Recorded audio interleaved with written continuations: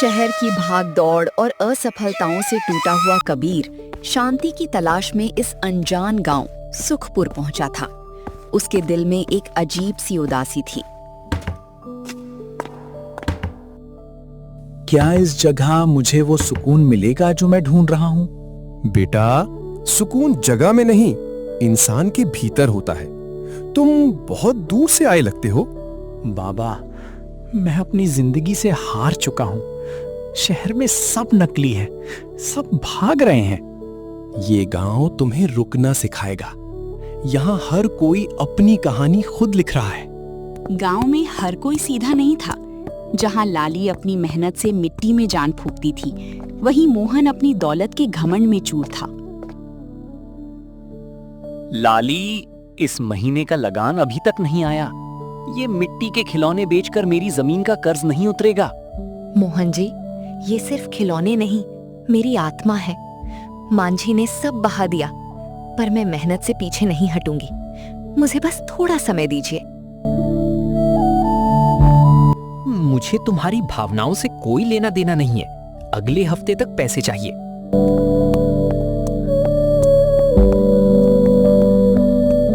देव कभी गांव का सबसे बेहतरीन शिक्षक था, लेकिन अपनी पत्नी को खोने के बाद उसने खुद को कमरे में बंद कर लिया था। वहीं अनाथ सोना पढ़ना चाहती थी। देव सर, देखिए, मुझे रास्ते में ये किताब मिली।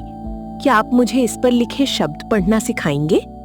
चली जाओ यहाँ से सोना, मैंने पढ़ाना छोड़ दिया है। अब इस ज्ञान का मेरे लिए कोई मोल नहीं। पर सर, रामू बाबा कहते हैं कि ज्ञान बांटने से दुख कम होता है। मुझे पढ़ना है सर, मुझे बड़ा आदमी बनना है। सोना की तरफ मुड़ता है।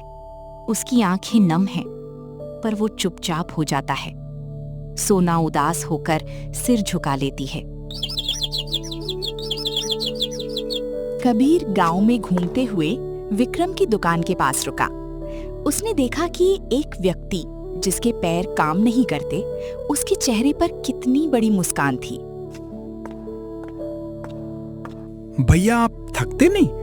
पूरा दिन इस मशीन पर, और आपके पैर भी। पैर खराब हैं भाई, मेरे हाथ और मेरा हौसला नहीं। ईश्वर ने जो छीना, उसका रोना रोने से अच्छा है कि जो दिया है उससे दूसरों के तन को ढका जाए। आप इतने सही सोच कैसे सोच लेते हैं? जिंदगी सिलने का नाम है भाई, फटने का नहीं। मुस्कुराओ, सब ठीक हो जाएगा। कबीर के चेहरे पर पहली बार हल्की मुस्कान आती है।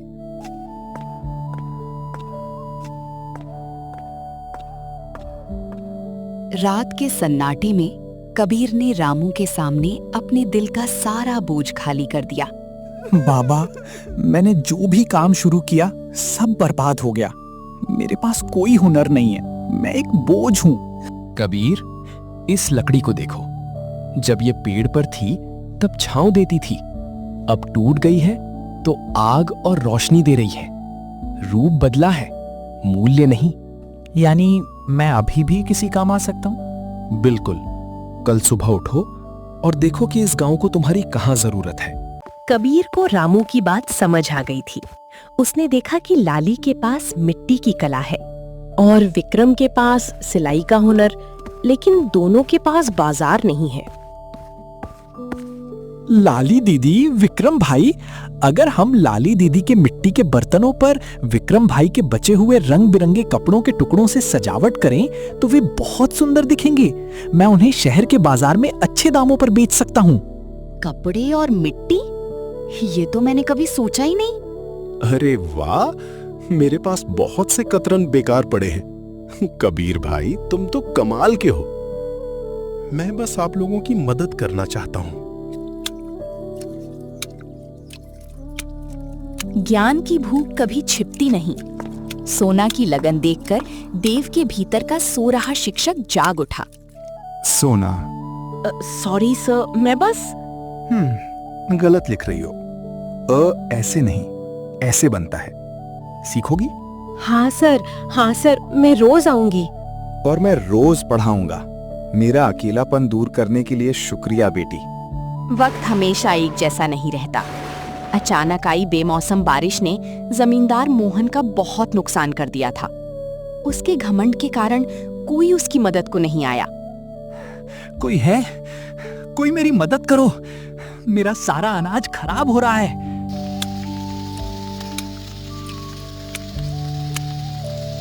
बाबा, ये वही मोहन है जिसने लाली दीदी को परेशान किया था। हाँ बेटा, लेकिन इस समय ये एक परेशान इंसान है। नफरत का जवाब नफरत नहीं, करुणा है।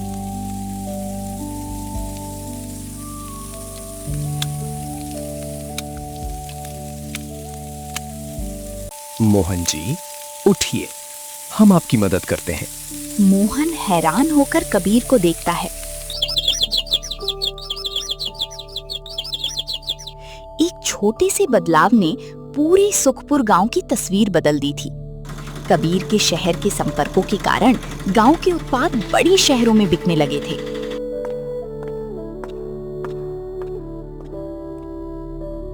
लाली, मुझे माफ कर देना, मैंने तुम्हारी कला का अपमान किया था। ये लो तुम्हारी जमीन के कागज, आज से तुम इसके मालिक हो। मोहन जी, आपने अपनी गलती मान ली, यही सबसे बड़ा धन है। कबीर भाई, आज तुम्हारी वजह से इस गांव का हर घर मुस्कुरा रहा है। नहीं विक्रम भाई, इस गांव ने मुझे जीना सिखाया है। जीवन में जब भी अंधेरा घना लगे, याद रखिए कि कोई ना कोई दिया आपके भीतर ही जल रहा होता है। कबीर, रामू, लाली, विक्रम, देव, सोना और मोहन, इन सब ने साबित कर दिया कि जब दिल में करुणा और इरादों में सच्चाई हो तो हर गांव सुखपुर बन सकता है। याद रखना, पेड़ की छांव तभी मिलती है जब जड़ें मजबूत हों। हमारी जड़ें हमारी एकता है।